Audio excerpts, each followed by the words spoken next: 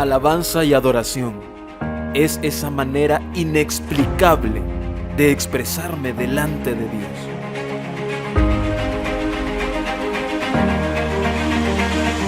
Es postrarnos de rodillas delante de Dios. Es un momento muy especial en donde todo deja de existir y Él es el centro. Es la manera donde yo le entrego mi talento a Dios.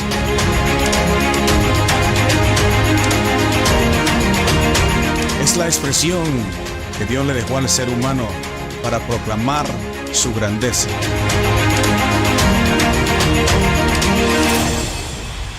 Es una experiencia de vida y amor genuino hacia Él.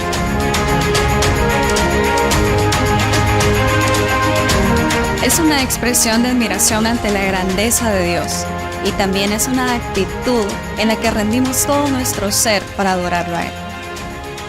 Es fuerza, es paz, es fe. Bienvenidos a Fraternidad Emanuel. ¡Iniciamos!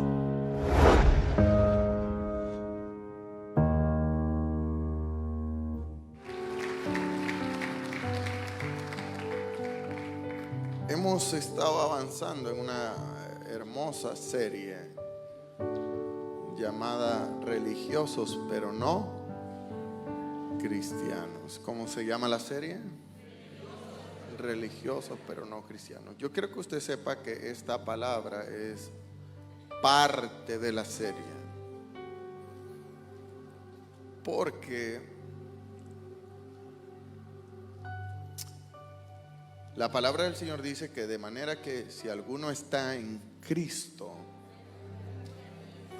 nueva criatura es. Y si hemos nacido de nuevo, los resultados deben de ser nuevos.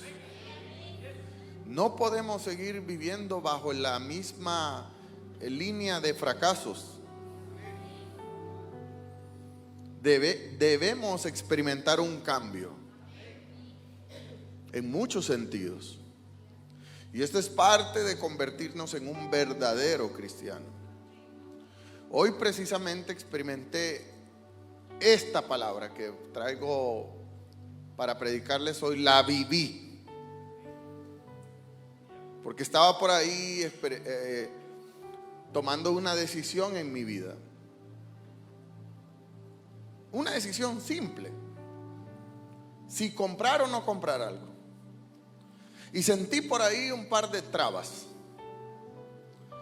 Y entonces le consulté a Dios y le dije: Señor,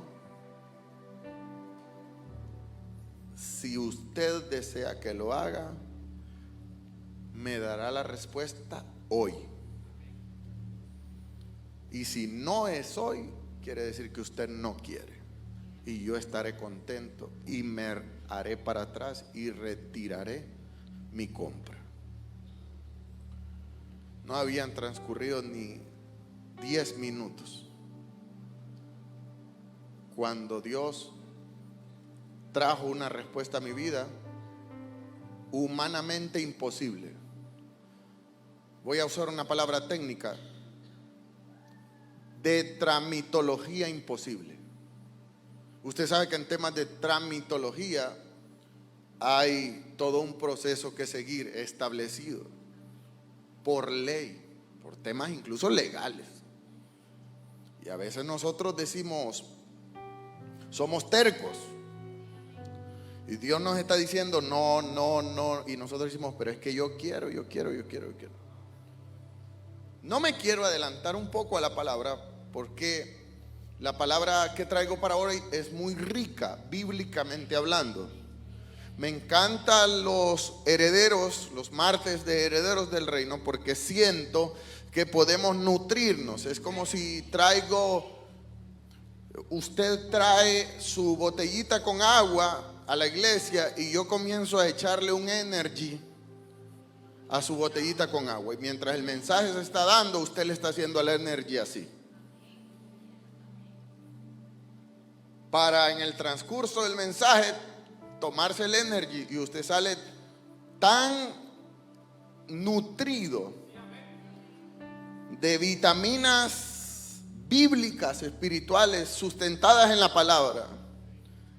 Nada inventado, nada de lógica humana, nada de palabrería humana, nada de psicología humana, sino que pura y netamente palabra viva de Dios. Me encanta escudriñar la escritura. Me encanta mucho leer muchos libros con riqueza bíblica. Ya les he dicho en otras ocasiones que cuando comienzo a leer un libro y las primeras frases dicen, y estaba en tal lugar y hice esto y fui allá y yo digo, no quiero escuchar tu vida, no quiero leer tu vida, y lo cierro y busco otro. Pero cuando un libro tiene un encabezado con un texto bíblico y de ahí todo se deriva de una base bíblica, eso me encanta. Eso me encanta. Hoy traigo entonces esta palabra titulada ¿Por qué me va mal? Diga conmigo, ¿por qué me va mal?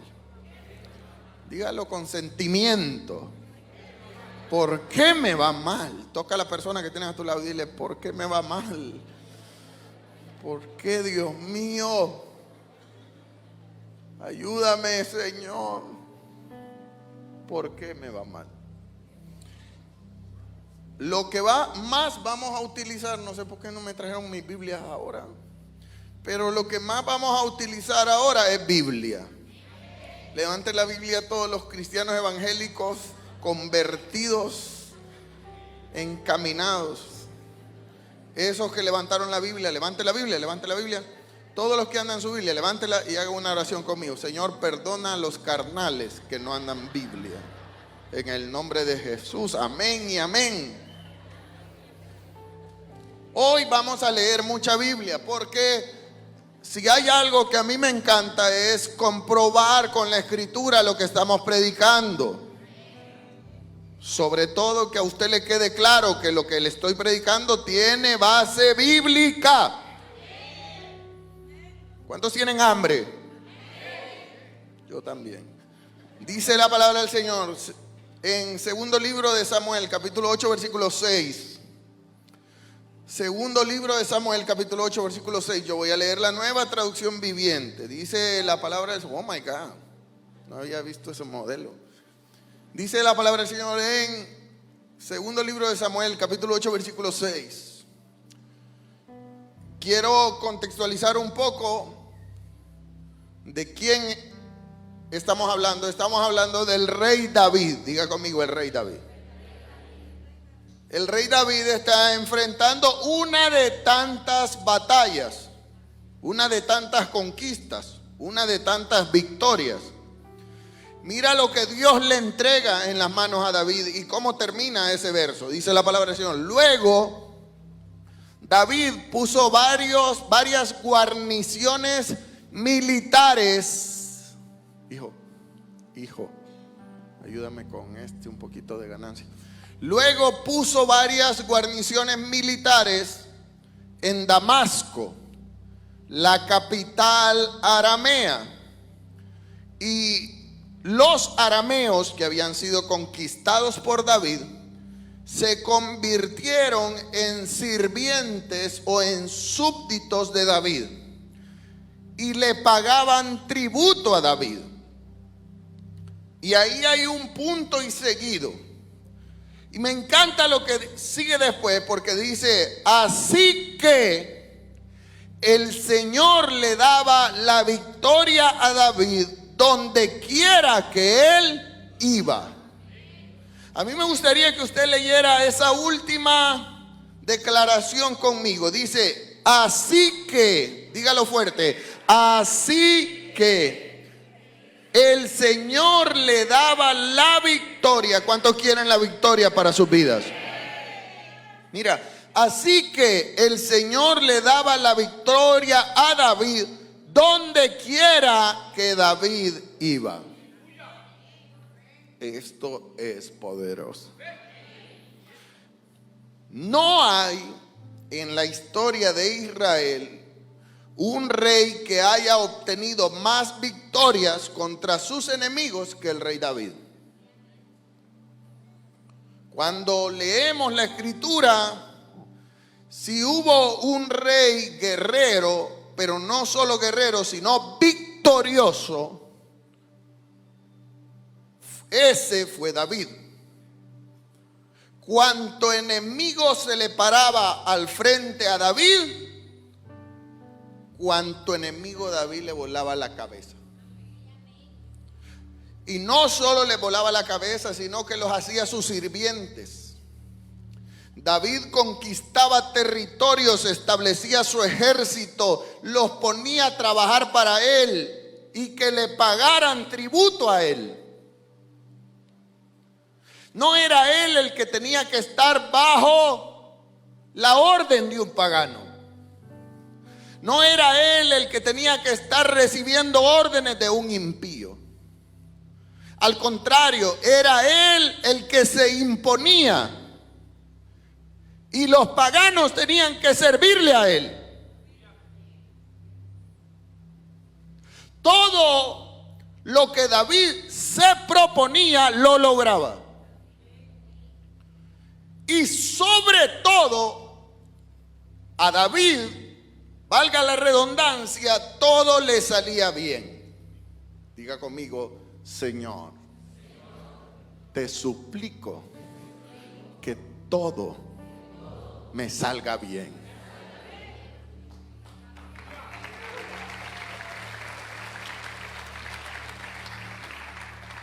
Cuando yo comencé a estudiar la historia de David, me encanta lo victorioso que él era y lo imponente que eran sus victorias. Entonces me pregunté por un momento, ¿cuál era la clave? ¿Cuál era la clave para que David ganara cada una de sus victorias, de sus batallas? ¿Cuál era la clave para que David tuviera tanto poderío? ¿Cuál era la clave para que David fuera tan victorioso? David daba un paso y el paso que daba era firme. David nunca retrocedía, al contrario, David avanzaba. No veo en la vida de David un David alineado a Dios. No veo en David una derrota. Específicamente en la temporada en la que David salía a la guerra y estaba al frente con su ejército conquistando territorios, conquistando enemigos, los filisteos, los arameos, los moabitas. Y cuando uno como pastor ve a un pueblo derrotado, uno se frustra. Cuando todo líder verdadero ve a un pueblo frustrado porque intentan de una y de mil maneras conquistar reinos, establecer victorias, pero no lo logran, algo está pasando. ¿Y de quién vamos a aprender sino de un victorioso? Permítame decirle que cuando comienzo a escudriñar la vida de David, hay un común denominador que yo pudiera tirarme todos los 45 minutos del mensaje leyéndole versículo por versículo de ese común denominador, pero le voy a leer unos 10.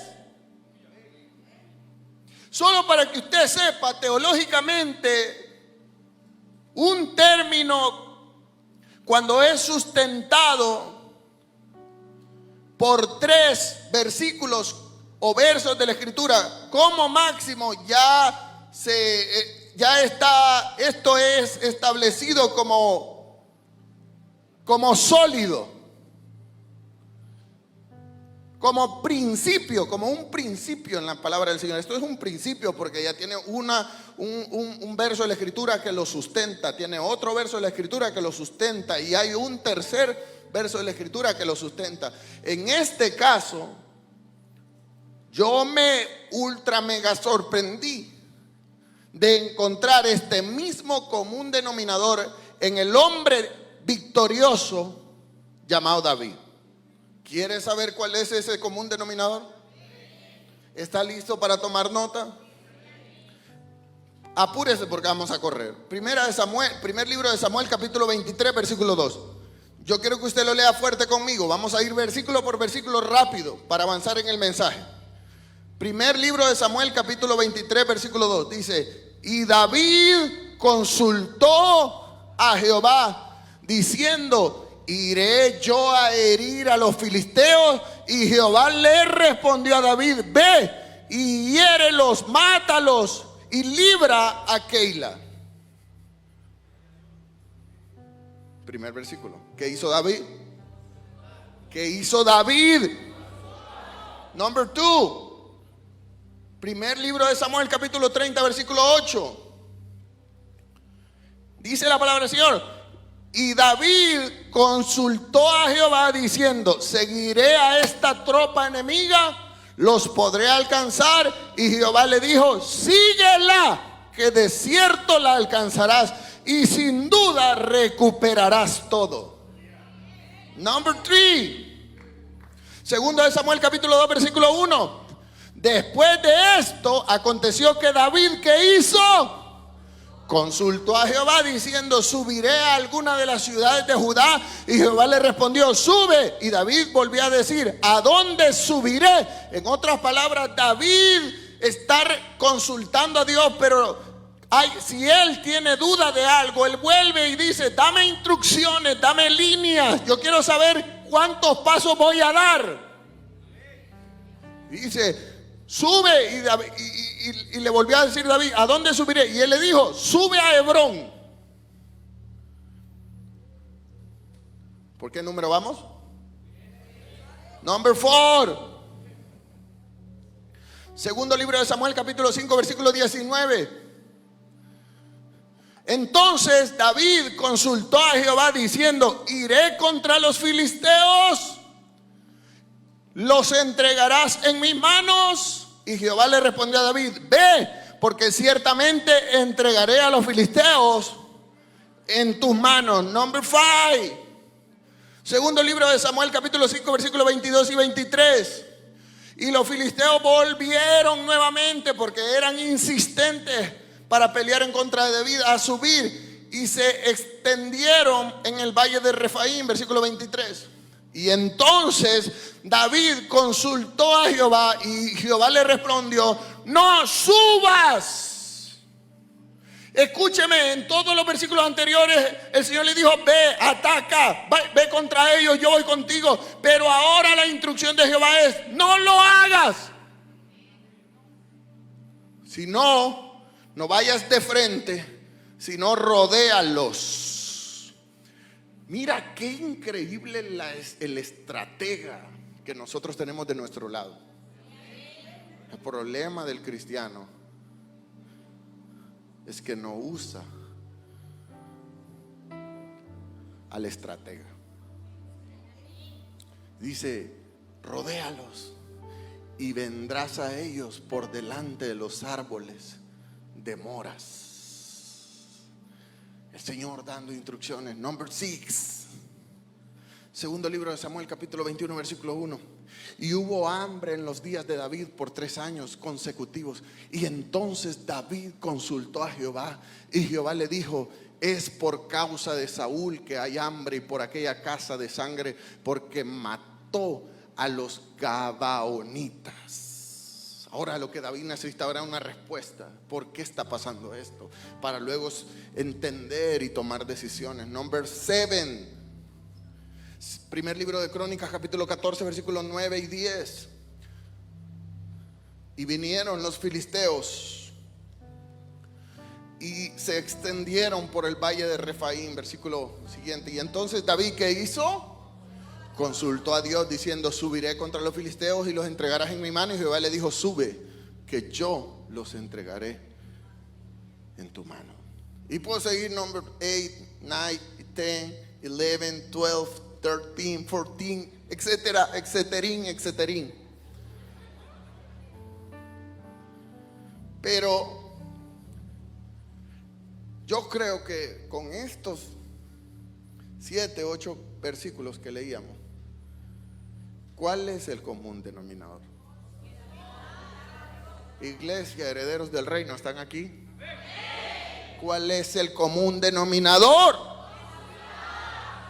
David consultaba para todo. Y todo es. David entonces era un hombre que reconocía que su dirección venía de arriba. David no daba un paso sin ver hacia arriba. David no tomaba cualquier decisión sin antes mirar hacia arriba y consultar al único que con certeza te dirá qué hacer y qué no hacer. No sé si usted me está entendiendo esto. Cierta embarcación, cierta vez una embarcación partió a navegar. Entre los tripulantes de aquel barco iban ciertos muchachos novatos. Usted sabe cómo son los novatos, los cristianos novatos. Todo los asusta y todo los marea. Entonces uno de los muchachos novatos, al llevar ya algunos minutos navegando, se mareó. El capitán del barco, al verlo mareado, vomitando, le dijo: sube al mástil. Y le ordenó subir al mástil. Usted sabe, el mástil es una especie de palo que va en medio del barco para colgar la vela. Pero en esos mástiles también hay como ciertas, una especie como de una pequeña cabina, por decir así, para que un marinero pueda subir arriba y divisar la tierra más cercana, o direccionar al barco o a los que van manejando el barco. El capitán le dijo a este joven mareado por la navegación que subiera al mástil. Y el muchacho subió, pero mientras subía al mástil, más se mareaba. Diga conmigo, más se mareaba. Entonces el capitán identificó algo en él, y es que él, aún estando en el mástil, en la parte más alta del barco, su mirada siempre apuntaba hacia abajo o hacia los lados. Y el capitán le gritó desde abajo y le dijo: mira hacia arriba y mantén tu mirada hacia arriba. De esta manera no te marearás. Y el joven hizo lo que el capitán le dijo. Y efectivamente, mientras aquel joven puso su mirada hacia arriba, no se mareó. ¿Sabes por qué hay tanto cristiano mareado con tanto problema que está viviendo? Porque está viendo las olas, porque está viendo hacia abajo, porque está viendo la circunstancia, porque está viendo lo que lo rodea. Y no ponen su mirada hacia arriba. Ese mismo hombre del que hablamos, David, escribió uno de los salmos más impactantes y más hermosos. Un salmo que yo le aprendí a mi padre cada vez que salía de mi casa, cada vez que emprendía un viaje, todos los días. Ese salmo lo repetíamos en casa. Gracias a que mi padre me lo enseñó a mí, yo se los he enseñado a ustedes. Ese salmo dice: alzaré. ¿A dónde? ¿De dónde vendrá? Mi socorro viene, que hizo los cielos y la tierra. Si yo levanto mi mirada hacia Dios cada día de mi vida, Y para cada decisión que yo voy a tomar, definitivamente experimentaré menos fracasos. Proverbios capítulo 3 versículo 6 dice: reconoce a Dios en todos tus caminos. Y Él, si yo reconozco a Dios en todos mis caminos, Él reenderezará mis veredas. Y el proverbista dice en el versículo 7: no seas sabio en tu propia opinión. Teme a Jehová y apártate del mal, porque eso será medicina a tu ombligo y tuétano a tus huesos. Reconocer a Dios es contar con Él en todas mis decisiones. Al ser humano le va mal porque no se deja guiar por Dios.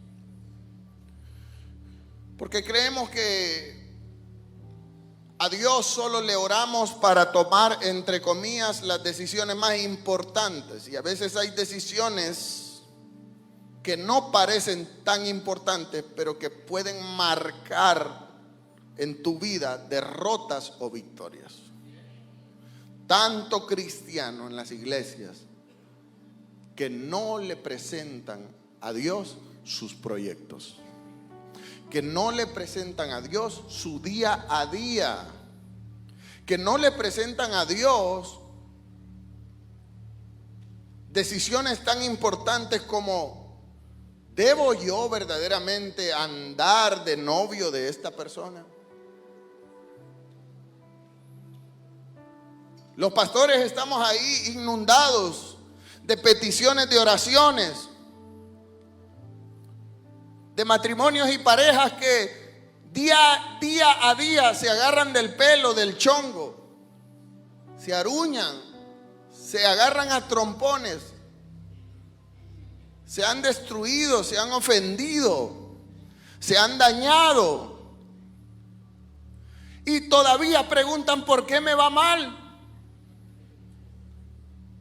Pero es que al ser humano se le ha olvidado que para todo, diga conmigo, para todo, yo debo de consultar a Dios. Si yo quiero que Él enderece mi vida, enderece mis veredas, enderece mi familia, yo debo de presentarle a Dios cada una de las decisiones, aunque parezcan decisiones menos importantes.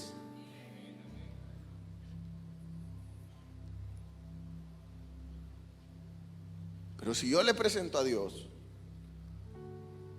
cada una de mis decisiones, aunque en algún momento de mi vida yo vaya caminando por la vereda equivocada, Dios se encargará de cambiar las circunstancias. Y al final lo que parecía malo, Dios lo convertirá en bueno.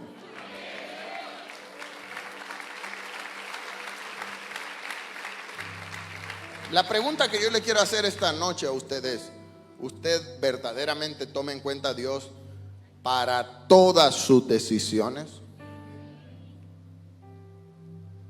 Entonces no me pida oración. Entonces yo espero escuchar testimonios. Entonces yo espero verlo victorioso. Entonces yo espero que usted pueda ser ejemplo a otros, que los frutos en usted sean evidentes, que en vez de contar tantos fracasos, usted comience a contar victorias.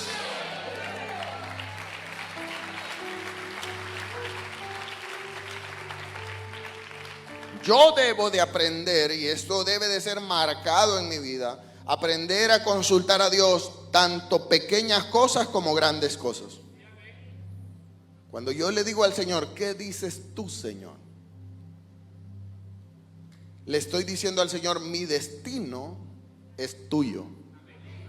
Cuando yo me postro y le digo: Señor, ¿qué tú quieres que yo haga?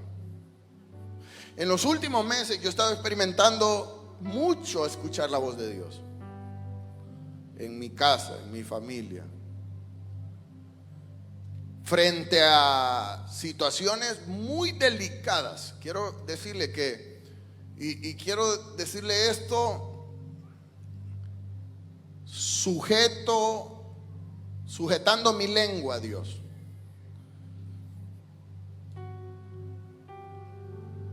A mayor bendición, mayor compromiso.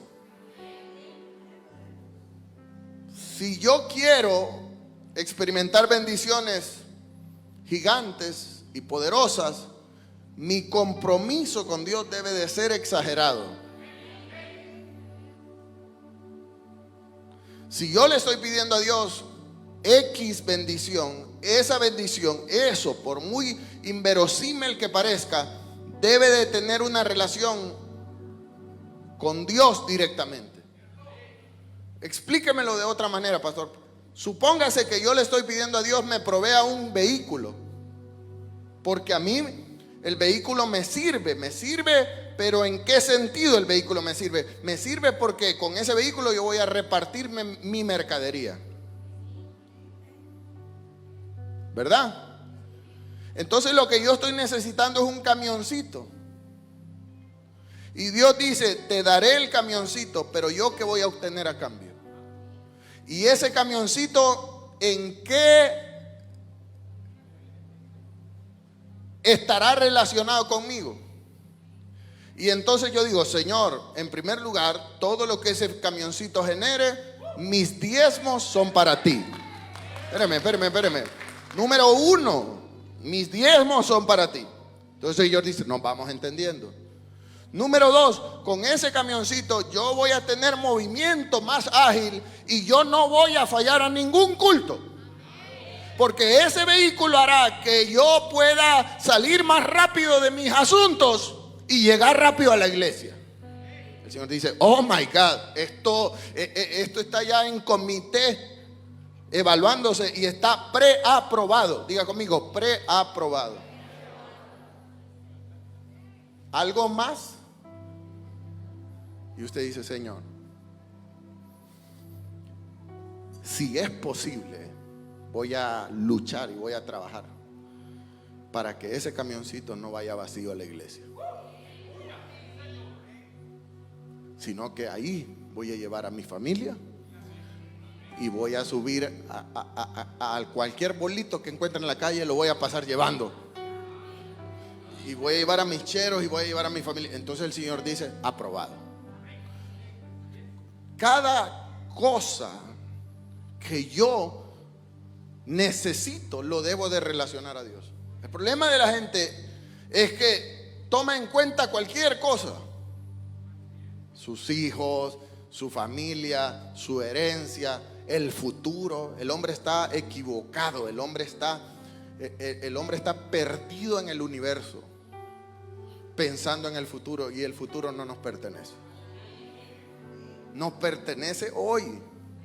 Y la decisión que yo tome hoy, alineada y amarrada a mi propósito en Dios, me traerá como resultado aprobaciones de parte de Dios. No sé si usted me entiende esto. Entonces, durante todos estos meses yo he estado literalmente escuchando la voz de Dios en cada una de las decisiones. El Señor me ha dicho, haz esto. Y uno entra en una lucha entre la carne y el espíritu. Porque siempre la carne dice, no, te desvía, la carne te hace dudar, la carne te confunde, pero el espíritu te recalca y te dice, sí, dale, hazlo así. Y entonces cuando uno obedece la voz del Espíritu Santo, los resultados son evidentes y poderosos. Los resultados no son minúsculos. Los resultados de mis decisiones alineadas a Él y en obediencia a Él son grandes y poderosos. No sé si usted me entiende esto. El problema de los cristianos es que nos dejamos ir por la lógica, nos dejamos ir por las estrategias, por las ¿cómo se dice eso? Probabilidades, ¿verdad? O porque según los estudios, esto dice que si se hace así y se hace así, tendrá este resultado. En lo espiritual nada funciona así. Nada funciona así. Nada funciona así. Lo espiritual es loco, es exagerado, es inconcebible, es fuera de lógica. Lo espiritual siempre irá en contra de la corriente del mundo. Lo espiritual siempre será contrario a la lógica humana. Lo espiritual es loco. Lo espiritual te hace comprar sin dinero. Lo espiritual te hace proyectarte sin tener un tan solo recurso. Y tú dices, ¿y cómo es que voy a hacer todo esto? Y el Señor le decía, lo que no profundizamos en esas lecturas de David es que siempre David, en la mayoría de veces, el ejército que llevaba era menor al ejército enemigo. Dice la escritura que David vencía a ejércitos de 18,000 enemigos poderosos y él iba con 500. ¿Cómo David lo hacía? Por Dios santo. Porque alguien me dirá a mí, ¿y cómo se logra ser empresario, pastor? ¿Y cómo se logra éxito financiero? ¿Y cómo se logra esto? ¿Cómo se logra lo otro? Literalmente. Y David consultaba a Jehová una y otra vez. David no movía su pie derecho sin consultar a Jehová. Pero David tampoco movía su pie izquierdo sin consultar a Jehová. Era David tan sabio en ese sentido. David pedía directrices y no solo se quedaba con un sí, sino que le preguntaba, ok, Señor, seguirás conmigo, pero ¿cómo yo lo haré? ¿Por dónde me iré? Y si tenía alguna duda, volvía a consultar a Jehová. Y cuando ya Jehová había confirmado todo lo que David quería saber, David procedía. ¿Sabe por qué hay mujeres sufriendo? Por casarse y meterse con hombres burros que no temen a Dios. Y si un hombre no teme a Dios, no te respetará. Nadie, escúchame, absolutamente nadie, que ningún ser humano que no teme a Dios podrá someterse a la ley de Dios. Entonces el hombre que no teme a Dios no respeta ni a su mamá. Con ti más te va a respetar a ti, mujer. El hombre que no respeta a Dios no respeta códigos, no respeta nada. Olvídate de decir, pastor, pero es que yo lo voy a traer al evangelio. Yo me lo voy a ir a ganar, pastor. Es que mire, pastor, aquí en la Frater no hay ni un roto, ni descosido, ni nada.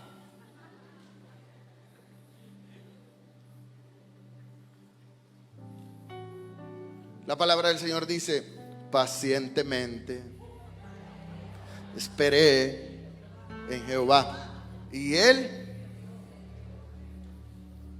Pero pastor, pero es que los días pasan. Tu desesperación atrasa el propósito. La desesperación de los cristianos los hace cometer graves errores. Y se están dando contra la pared. Se están dando. Un cristiano maduro es un cristiano que logra comprender los tiempos, el kairos de Dios.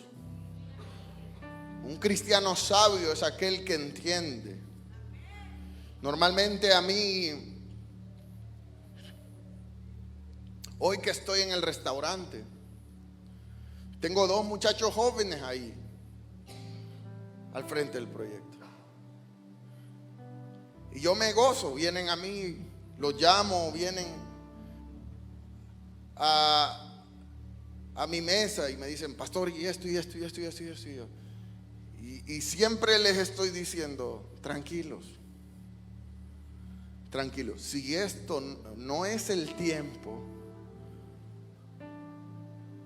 No es necesario. Cuando es el tiempo de Dios, Dios se encarga, Dios mueve, Dios quita, Dios empuja, Dios levanta, Dios promueve, Dios hace todo. Dice la palabra del Señor que ni la hoja de un árbol cae al suelo si no es la voluntad de Dios. El problema tuyo es que no estás haciendo la voluntad de Dios, sino tu voluntad. Y una voluntad ni tan siquiera propia, sino influenciada por voces. Por voces. Si a vos ni te gustaba ese baboso, te lo metió una amiga. No sé si me está entendiendo esto. No es Dios. No es Dios el que hace que estés empujando la carreta, empujando. Y pastor, llevo 3 meses empujando. Deja de empujar. Te vas a morir. Necesitas Neurobión todos los viernes. Porque seguís empujando algo que no es el propósito de Dios. Porque cuando algo es el propósito de Dios, yo no necesito empujar. El que empuja es el Rey de Reyes y Señor de Señores. El que empuja es Cristo. Yo solo suelto la palabra y Dios lo hace. Gracias. Hay muchos cristianos emproblemados porque fueron sabios en su propia opinión. O peor aún, le obedecieron a un humano y no a Dios. Mirar hacia arriba es decirle al Señor: ¿qué tú dices, Señor? Fíjese qué honra, qué nivel de honra es. ¿Qué tú dices, Señor? Hay gente viniendo a la iglesia diciéndome: pastor, fulano me debe. ¿Y? Pues sí, pastor, es que usted sabe que no sé qué. ¿Dónde estuve yo cuando ustedes se pusieron de acuerdo para uno prestarle al otro y el otro darle el dinero? A mí no me meten sus problemas. A mí no me meten sus asuntos bayuncos y totalmente ilusos. Porque si usted ni tan siquiera le consultó a su guía espiritual, cuanto más le preguntó a Dios. Un día nos llamaron a medianoche a nosotros que por favor fuéramos a liberar a una miembro de esta iglesia que estaba triendemoniada. 1, 2 de la mañana, por favor. Por favor. ¿Y qué le pasó? Es que andaba en una vigilia.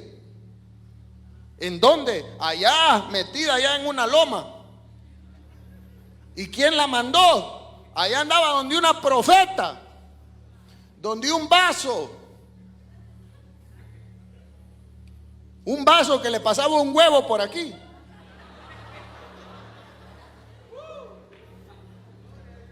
¿Y a quién le consultaste? Y ahora querés que vaya yo a liberarte. ¿No le preguntaste a Dios que te revelara de quién te estás dejando poner manos?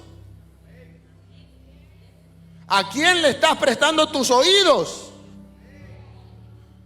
Mi pueblo se pierde por falta de conocimiento.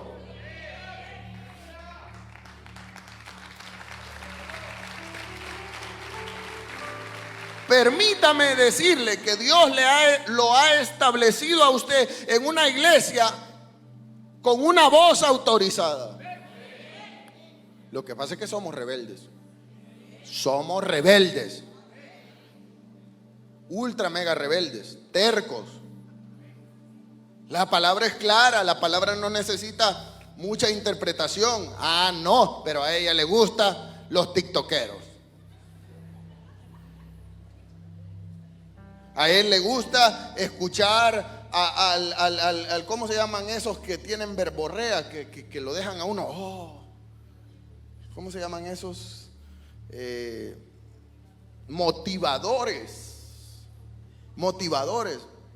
Tanto motivador o motivador.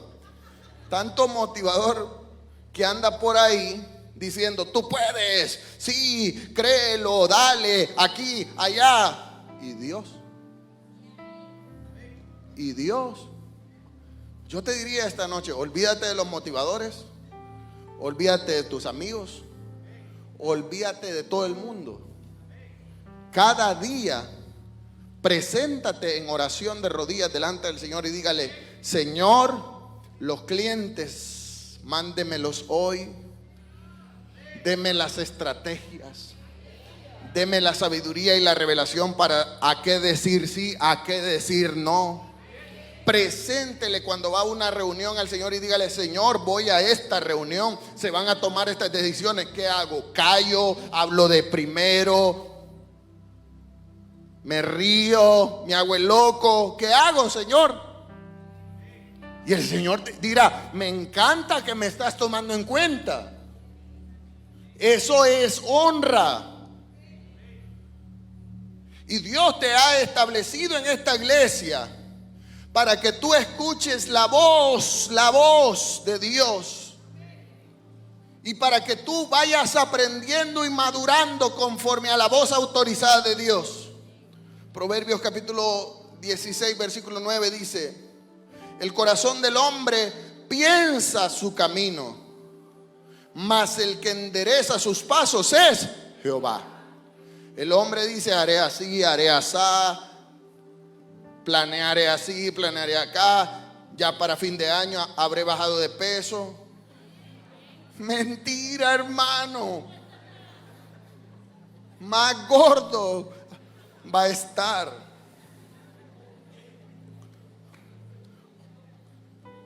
Quiero fundamentar esta palabra aún más. Quiero remachar esta palabra. Josué está al frente del pueblo israelita, un pueblo rebelde, un pueblo muy, pero muy parecido a la Frater Emanuel, el pueblo elegido por Dios. Es que ustedes piensan otras cosas. Josué está al frente de Israel. Moisés ha partido a la presencia del Señor. Moisés terminó su tiempo y Josué toma el control, la autoridad.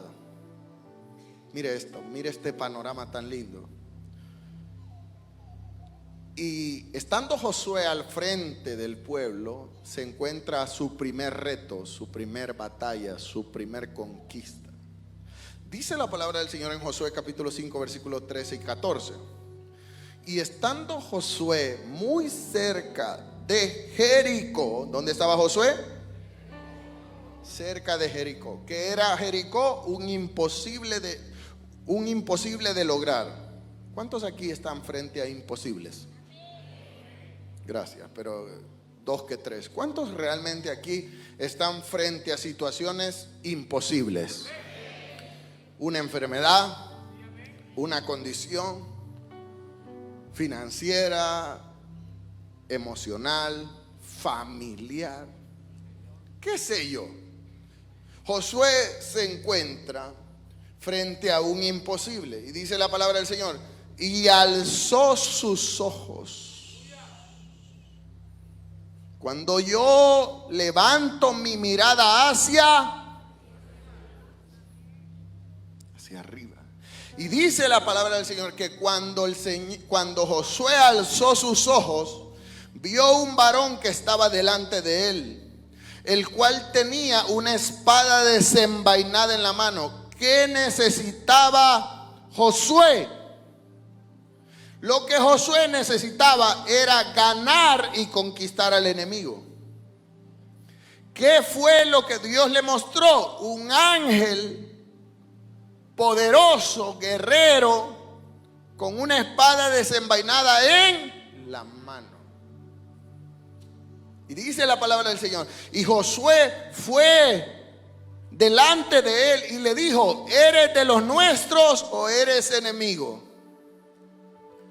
Ahora recuerde que Josué era apoyo en la posición. Él venía de años aprendiendo de Moisés, pero como director, como jefe, como cabeza, no tenía experiencia. Y su inexperiencia aún no le permite reconocer qué viene de Dios y qué no viene de Dios. Hay gente en la iglesia nuevecita que ya quieren ellos. Hay muchos pollos que apenas nacieron. Estas frases me están ahorita como. Y ya quieren pelear. Esta es una alabanza de los paladines del reino. Mire esto. Josué se encuentra, divisa un hombre guerrero con una espada en la mano. Y Josué va y le dice: ¿eres de los nuestros o eres enemigo? Y el ángel le responde: no, yo no soy enemigo. Yo he venido ahora como príncipe del ejército de Jehová. Algunos teólogos creen que era Jesucristo mismo frente a Josué, diciéndole: soy el príncipe del ejército de Jehová, que he venido a respaldarte, que he venido a pelear por ti, que he venido a darte la victoria. Pero ¿qué fue lo que Josué hizo? Alzó sus ojos, consultó a Jehová, puso a Jehová en primer lugar. ¿Cuál es tu imposible? Te pregunto, ¿ya oraste?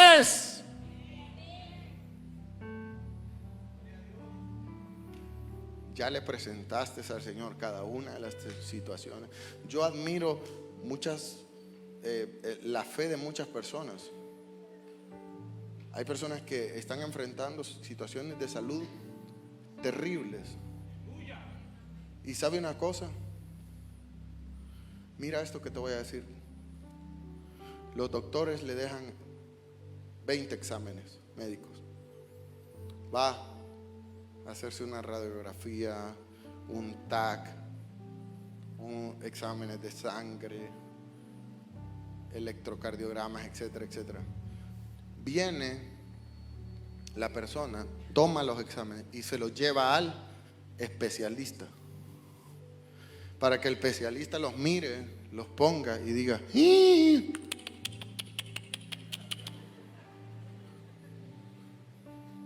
¿Sabe qué sería una gran locura?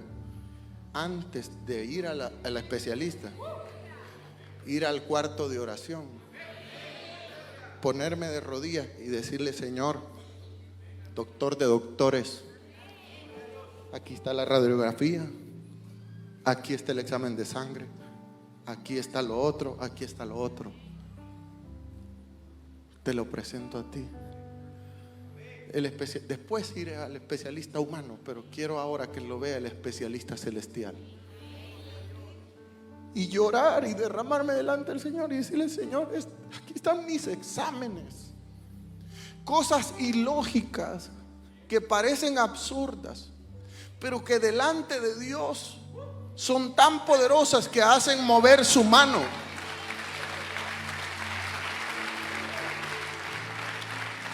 Nosotros tenemos que cambiar de mentalidad. Estaba yo escuchando el mensaje de mi pastor, el pastor con el que fue mi pastor desde niño. Yo soñaba con tener una casa propia y una casa hermosa. Vivía en una colonia por aquí cerca. Con mi esposa manejábamos allá por Santa Elena.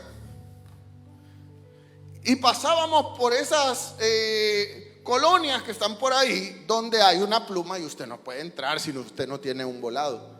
Pero desde afuera nosotros veíamos y decíamos: ¿cómo que Dios nos regalara una casa allí? Y pasábamos y volvíamos a pasar, y volvíamos a pasar, y volvíamos a pasar. Y un día en un culto, mi pastor, que me formó, un hombre increíblemente de fe, terrible, se paró al frente y dijo: ¿usted quiere una casa nueva? Y entonces estaba junto a mi esposa y yo dije en mi corazón, sí, yo anhelo una casa nueva. Nueva.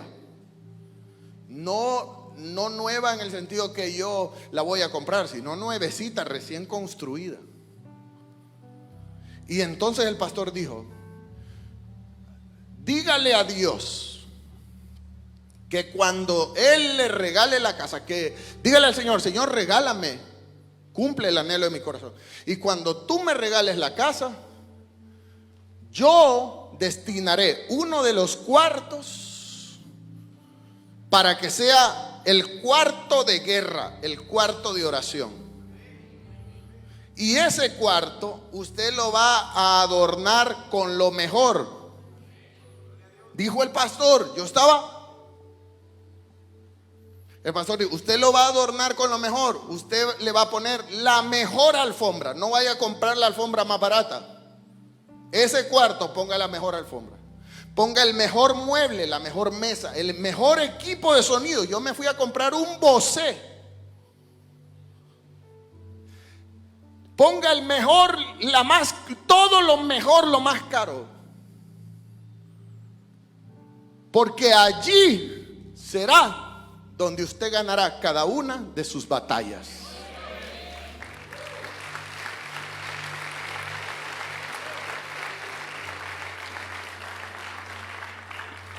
Literal.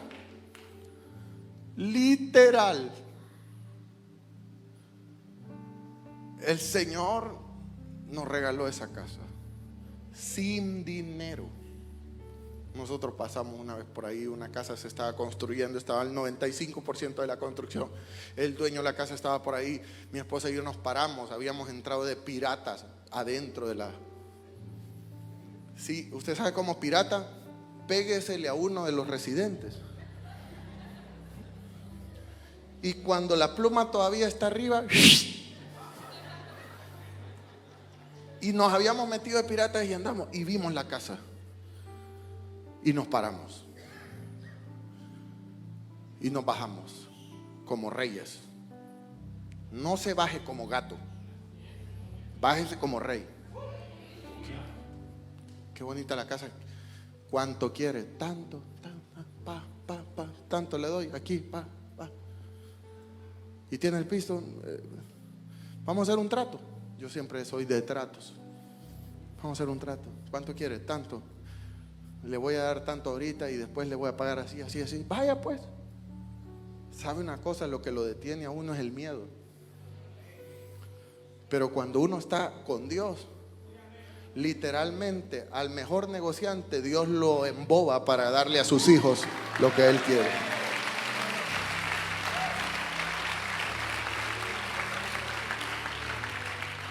Dios nos regaló la casa. En esa casa mi esposa salió embarazada de Mateo, mi hijo Mateo. Mateo nació.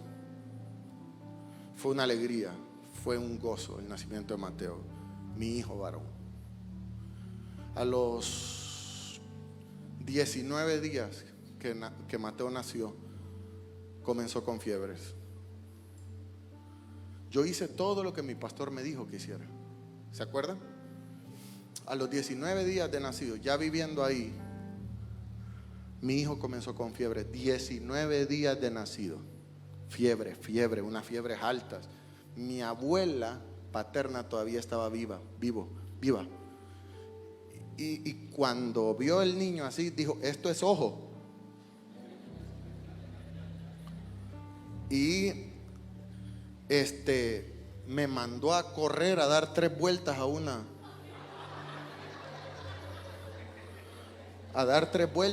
a una cuadra. Y yo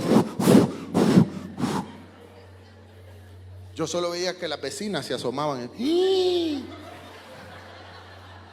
Pero yo andaba enfocado en mi hijo. Entonces llegué bien sudado a la casa. Y mi abuela me quitó la camisa, envolvió al bebé, todos haciendo así. Envolvió al bebé en la volada, en la camisa sudada, Y de ahí, no sé qué locura hizo. Y el niño se puso peor. Sí, solo nosotros creemos en semejantes ridiculeces. El niño se puso peor, se puso morado y estaba a punto de morir. Recuerdo que agarramos al niño en una angustia y corrimos al hospital. Cuando íbamos con el niño saliendo de la casa rumbo al hospital, yo escuché una voz que me dijo: entra al cuarto de oración. Pero yo, en mi angustia y en mi desesperación, hice caso omiso a esa voz y me fui para el hospital. Recuerdo llegar al hospital, el niño iba grave, literalmente presentaba una septicemia. El niño estaba mal. Entró a cuidados intermedios y comenzaron a aplicarle antibiótico, a tal grado que el médico le dijo a mi esposa: le hemos aplicado al niño el antibiótico que más él soporta, más no podemos, aquí hay que esperar. Si no responde, va a cuidados intensivos a intubarlo. Nosotros estábamos viviendo una angustia que usted no tiene una idea. Mateo era promesa de Dios. Dios nos había dicho: les entrego un hijo varón, ese niño será profeta, ese niño será mi siervo. Mi esposa en el hospital con el niño, metida en el baño, derramada, llorando, diciéndole al Señor: Señor, tú me lo prometiste, el niño creció en mi vientre, no me lo arrebates. Y yo literalmente escuché la voz de Dios que me dijo: ¿y tu cuarto de oración? Y yo dije: sí, Señor. Recuerdo que llamé a un grupo de amigos más cercanos. Mientras mi esposa estaba con el niño en el hospital, hice una reunión de amigos cercanos. Les pedí que me apoyaran. Nos metimos al cuarto de oración y hicimos una oración que usted no tiene una idea. El clamor, usted imagínese que un hijo se le esté muriendo. El clamor que derramamos ahí aquella tarde. Después de esa oración, increíblemente, la salud del niño dio un giro de 180 grados, pero en cuestión de minutos aquel niño comenzó a mejorar. ¿Y sabe qué presentaba el niño? Algo que se llama reflujo en su riñón. Mateo no tenía una válvula. Todos los seres humanos generamos en nuestros riñones el desecho llamado orín. Ese orín va a la vejiga, pero y en la vejiga se hace una presión para poder sacar el orín. Pero cuando ese orín va a la vejiga tiene una válvula. Esa válvula permite que el orín baje, pero que ya no retorne. Cuando uno hace la presión en la vejiga, ese orín solo tiene una salida, porque la válvula le impide volver al riñón. El niño no tenía la válvula. Y cuando el niño presionaba para orinar, parte de la orina iba hacia afuera y parte de la orina retornaba al riñón. De tal manera que el niño estaba tan contaminado, sus riñones, que todo se había convertido en una infección en todo su cuerpo. Aquel momento, el antibiótico comenzó a hacer un trabajo, pero inmediatamente los especialistas determinaron que el niño tenía un reflujo grado 5, el peor. Hay reflujo grado 1, grado 2, grado 3, grado 4 y grado 5. El niño literalmente no tenía válvula.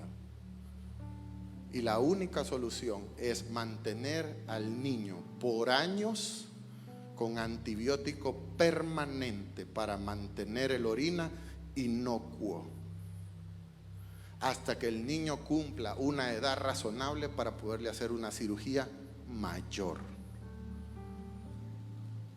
Cuando el niño sanó después de aquella oración, lo llevamos al especialista.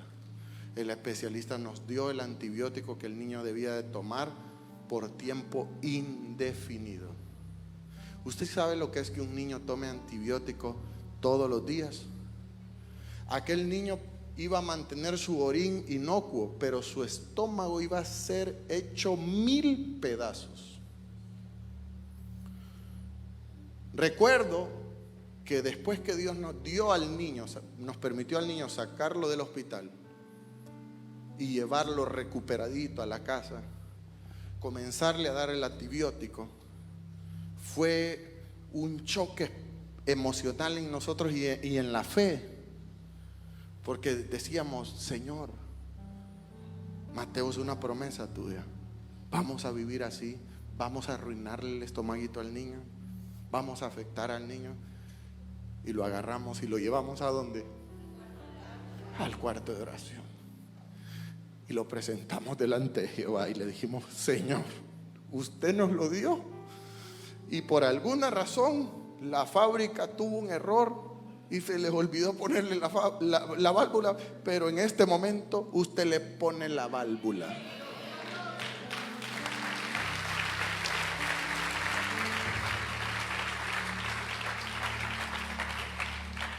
Lo llevamos donde el nefrólogo pediatra Rodríguez Loza, algo así se llama, una eminencia en eso. Lo llevamos y le dijimos: no le dimos el antibiótico.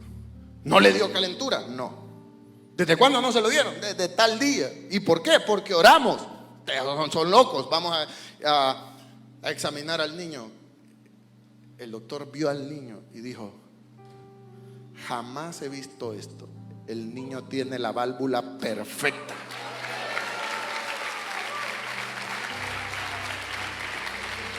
Ese es el Dios que yo predico.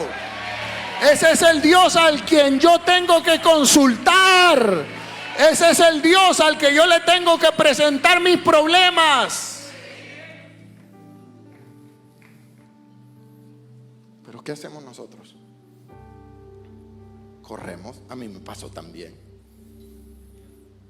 Corremos al especialista, corremos al doctor, corremos al abogado, corremos donde el chero, corremos donde el conecte, corremos donde la ejecutiva del banco.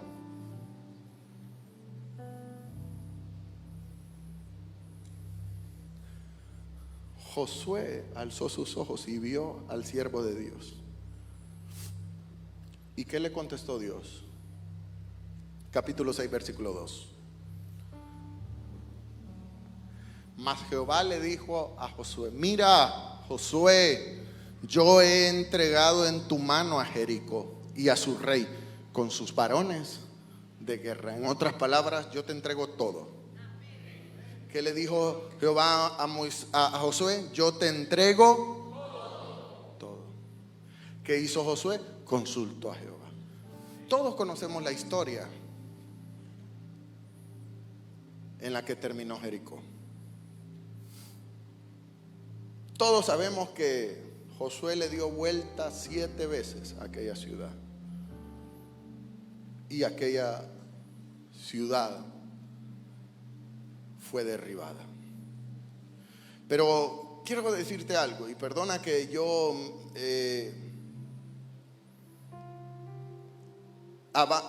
me extienda un poquito, pero quiero puntualizar en algo. La victoria de Josué ante Jericó fue grande, fue estrepitosa, fue poderosa. Ellos no tuvieron que agarrar una espada en la mano. Ellos solo dieron vueltas y alabaron. ¿Qué hicieron? ¿Qué hicieron? Alabaron. Tocaron trompeta y alabaron. Y los muros cayeron. Cuando Josué vio eso, dijo: yo soy Josué, el poderoso. Yo soy Josué el grande. Jericó era una ciudad amurallada, pero poderosísima, con un ejército increíble. Y Dios se encargó de hacerla a pedazos. Pero después Josué tiene al frente a otro pueblo. Ese pueblo es minúsculo, es pequeño. Aquel pueblo se llama Jai. ¿Cómo se llama? Jai. Fíjese cómo es el ser humano. Para ir contra batallas grandes le consultan a Dios y Dios les da la victoria. Pero cuando el ser humano ve que se va a enfrentar a un pollo, dice, esto está ganado. Y yo les estoy enseñando que nosotros debemos de consultar a Dios para... Entonces Josué enfrenta el reto de su vida, porque después de derrotar a un gran pueblo, ahora tiene al frente a un pueblo pequeño. Dice Josué capítulo 7 versículo 2. Y Josué envió desde Jericó a Jai, que estaba junto a Betaén, hacia el oriente de Betel, y les habló diciendo, suban y reconozcan la tierra. Y ellos subieron y la reconocieron. Versículo siguiente. Y volvieron a Josué y le dijeron, no suba todo el pueblo, porque esa conquista son diminutos, son con 2,000 o 3,000 hombres, basta y sobra, y vamos a conquistar Jai. No fatiguemos al pueblo, porque los de Jai son pocos. Y dice el versículo 4, y subieron allá del pueblo como 3,000 hombres, los cuales huyeron delante de Jai. Quiere decir que Josué vino, se enlistó con 3,000 hombres y se fue a conquistar Jai. Y dice la palabra en el versículo 5, y los de Jai hirieron a los guerreros de Josué y los persiguieron hasta la puerta de Sebarín y los rompieron en la bajada, por lo que se disolvió el corazón del pueblo y vino a ser como un agua derramada. En ninguna parte de la escritura yo encuentro que Josué consultó a Jehová. Un pueblo pequeño lo avergonzó y lo hizo morder el polvo. ¿Por qué, pastor? ¿Por qué para conquistar Jericó consultó a Dios? ¿Y por qué ahora para conquistar a un pueblo pequeño no lo consultó? ¿Qué significa eso, pastor? No existen decisiones grandes y decisiones pequeñas.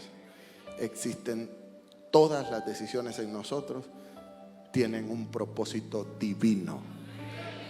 Y yo voy a consultar a Dios para lo grande y para lo pequeño, para lo mediano y para lo no tan importante. Yo aprenderé como David a consultar a Dios por todo. ¿Qué hizo entonces, creen ustedes, Josué?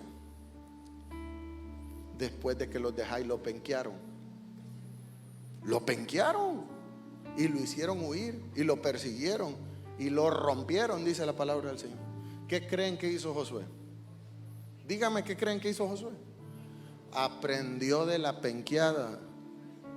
Muchos de los que están aquí están a tiempo de ahorrarse penqueadas. Con esta palabra basta y sobra. Dice la palabra del Señor en el versículo 10, 11 y 12. Y entonces Josué consultó a Jehová, ¿verdad? Y Jehová le dijo, levántate, porque ¿por qué te postras así sobre tu rostro? ¿Por qué estás avergonzado? ¿Por qué venís ahorita penqueado? Así somos nosotros. Venimos aquí como Magdalena. Aquí vengo, Señor, con mis redes rotas. ¿Y quién te dijo que te fueras sin consultarme? Entonces cuando Dios lo ve a Josué derramado, le dice, levántate, Israel ha pecado. ¿Qué hizo Israel?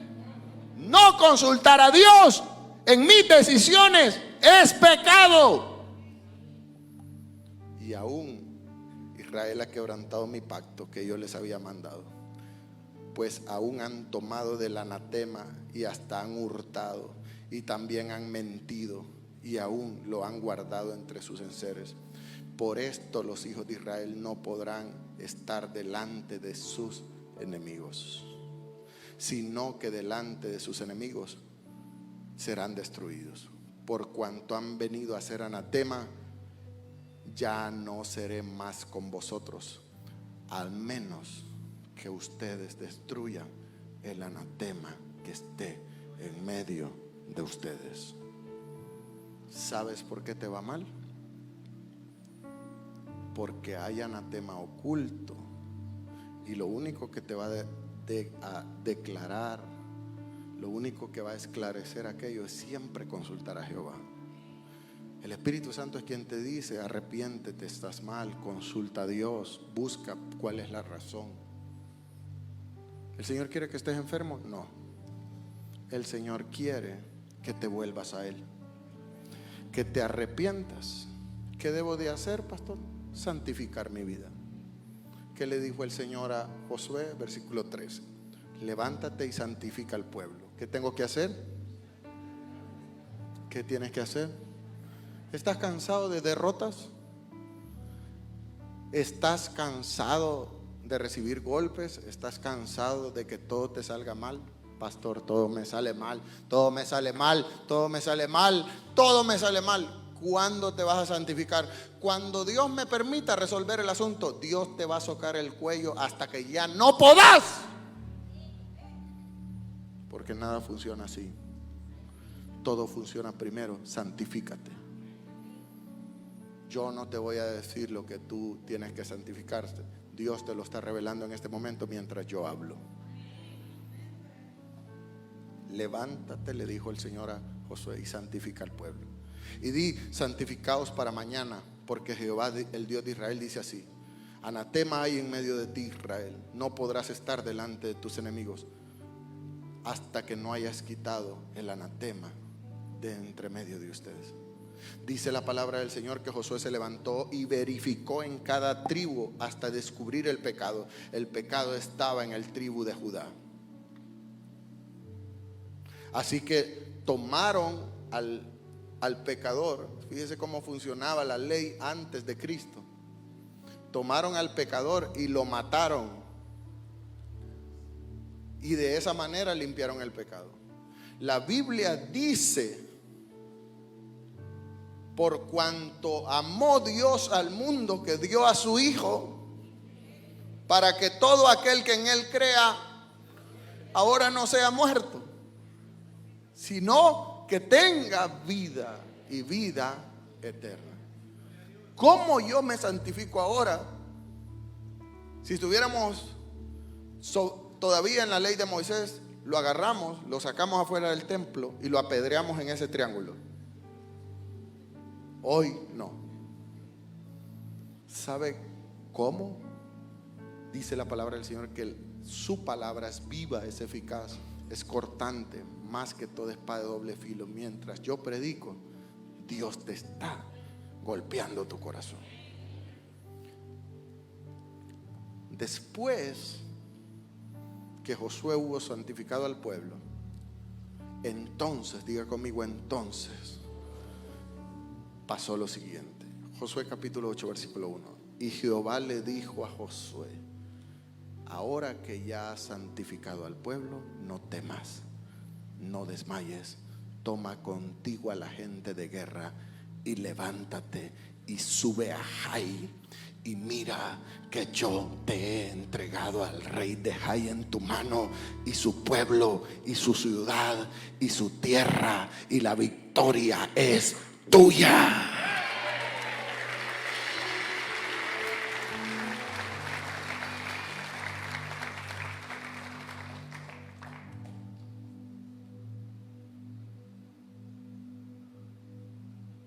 Todo me sale mal, pastor.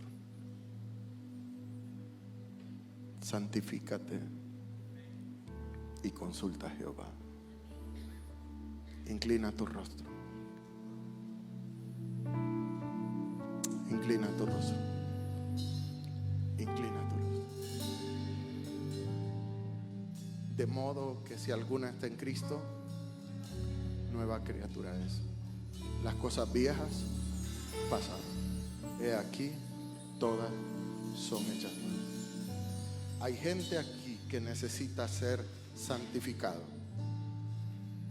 Yo, como sacerdote de esta casa, como voz profética de esta casa, como voz sacerdotal de esta casa, quiero orar para que Dios limpie y purifique tu vida de toda anatema, de todo pecado oculto que está afectando tu vida y trayendo derrotas en vez de victorias. ¿Qué necesito hacer, pastor? Ser valiente. La Biblia dice que el reino de Dios sufre violencia y solo los valientes lo arrebatan. Valiente es aquel que se atreve a decir: soy yo, Señor, límpiame. Dice la Biblia que Él es fiel y justo para perdonar nuestros pecados. Ahí donde estás, tú tienes que tomar una decisión. Hoy tienes que tomar una decisión firme que te mantenga en victoria, pero que sea una decisión permanente, no que mañana esté volviendo de nuevo, sino una decisión firme. Es hoy, porque Dios está urgido en darte victorias, porque Dios está acumulando tantas victorias ahí en el cielo que no te las ha dado porque no te has puesto a cuentas, porque hay anatema, porque no has consultado a Jehová, porque Dios quiere santificar.